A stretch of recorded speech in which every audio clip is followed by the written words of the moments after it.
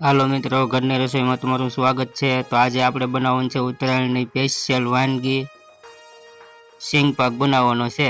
તો થોડાક આપણે દાણા લઈ લીધા છે અને પછી આ રીતના આપણે ચૂલા ઉપર તાવડી માંડીને શેકી લેવાના છે, શેકાવા દેવાના છે આને જ્યાં સુધી એનો રંગ બદલી ના જાય અને ફોલાઈ એવા ના થઈ જાય ત્યાં સુધી ધીમે ધીમે ફેરવતા જવા તવીથા વડે અને શેકી લેવાના છે આપણે। આ રીતના ફેરવતા જવાના। આ રીતના આપણે દાણા થઈ ગયા છે, તો આ શેકાઈ ગયા છે। હવે અને એક વાસણમાં આપણે કાઢી લેવાના છે। જો આ શેકાઈ ગયા આપણે દાણા।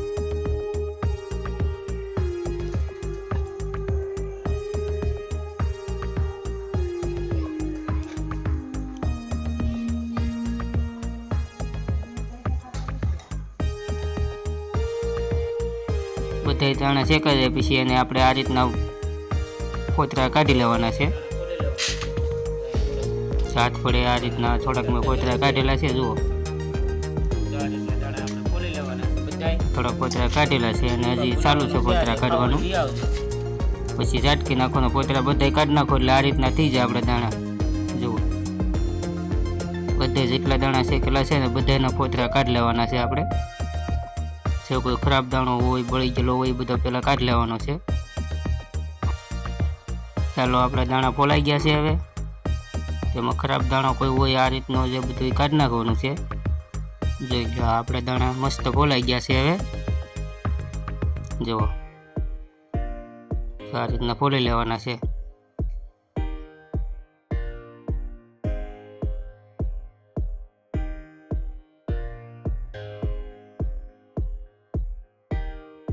પછી આપણે એક વાસણમાં ગોળ કાઢી લેવાનો છે। જો આ રીતનો ગોળ કાઢી લેવાનો છે। આપણે જે પ્રમાણે તમે ગળું ખાતા હોય એ પ્રમાણે ગોળ નાખી દેવાનો। આપણે ચીક્કી નથી બનાવતો, માંડવી પાક બનાવવાનો છે। એટલે ચીક્કીમાં એકલો ગોળ ને માંડવી જ હોય, આમાં ઘઉંનો લોટ પણ હોય। ચીક્કી આપણે જે બનાવીએ એમાં એકલો ગોળ હોય અને માંડવી પાકમાં થોડો ઘઉંનો લોટ નાખો એટલે એને માંડવી પાક ગણાય।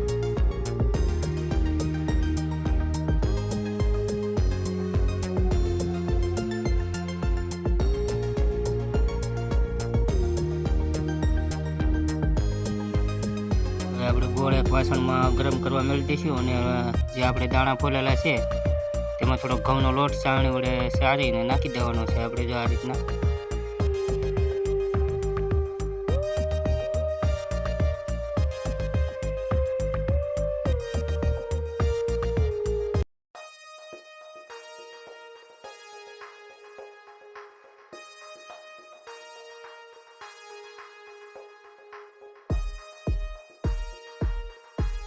ચાલો હવે આપણો ગોળ પણ થોડો ગરમ થઈ ગયો છે। આ રીતના આપણે એને ગરમ કરી લેવાનો છે ધીમા તાપે, જેથી કરીને નીચે દાજ ના પડે। તો આ રીતના બહુ સખત સાહણી આપણે નથી થવા દેવાની, ધીમે ધીમે સાહણી થવા દેવાની છે થોડી। બહુ વધારે પડતી સાહણી થઈ જાય તો કડક થઈ જાય। પછી તેમાં જે આપણે સિંગદાણા અને ઘઉંનો લોટ મિક્સ કર્યો તો એ નાખી દેવાનો છે। જો આ રીતના હલાવતું જવાનું છે, નાખી દેવાનો છે બધા એમાં નાખી દેવાનું છે આપણે। જો આ રીતના પછી એને હલાવી નાખવાનું,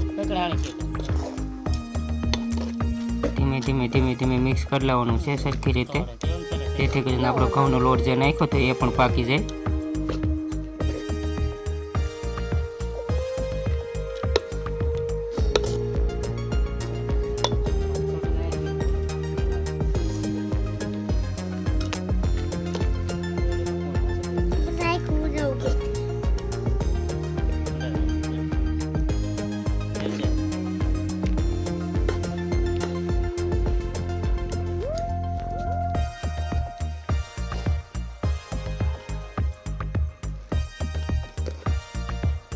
જો ધીમે ધીમે આ મિક્સ થવા મળ્યું છે આપણું। અને જ્યારે પણ આ રીતનું થઈ જાય એટલે તાપ આપણે ધીમો પાડી દેવાનો છે અને એક વાસણમાં તેલ નીચે ચોપડી અને તેમાં એ બધું નાખી દેવાનું છે। જો આ જે પણ તમે વાસણ રાખો એમાં પહેલાં તેલ ચોપડી દેવાનું, જેથી કરીને નીચે ચોટી ન જાય।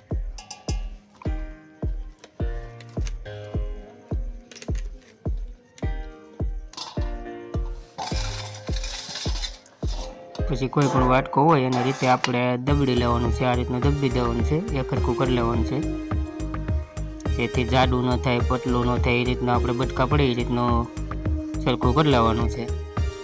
જા હવે આપણે થઈ ગયું. હવે આપણે તાત્કાલિક એના બટકા ગરમા ગરમ હોય ને ત્યારે જ બટકા પાડી લેવાના છે. આ રીતના તવીથા વડે તમે બટકા પાડી શકો, શાકા વડે પણ પાડી શકો.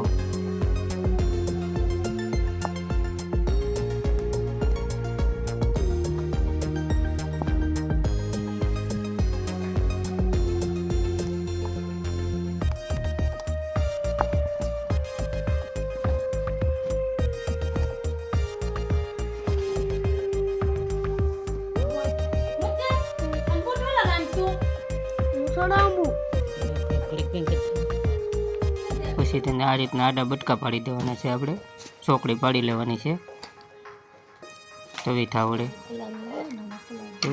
ધીમે ધીમે પાડો તો વિખાય નહીં બટકું આપણું, કારણ કે આમાં આખા માંડવીના દાણા ફાડ્યું હોય એટલે વિખાવો કરે. શાકે પાડો ને તમે તો બટકું હરખું આપણું થાય નહીં. પછી એને આ રીતના ઉછેડી લેવાના છે ગરમા ગરમ.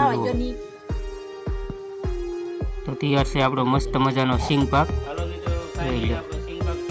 બધા હોઈ ગયા છે, સાંજે સિંગ પાક બનાવ્યો આપણે. તો આ રીતના આપણે બટકા પાડી લેવાના છે.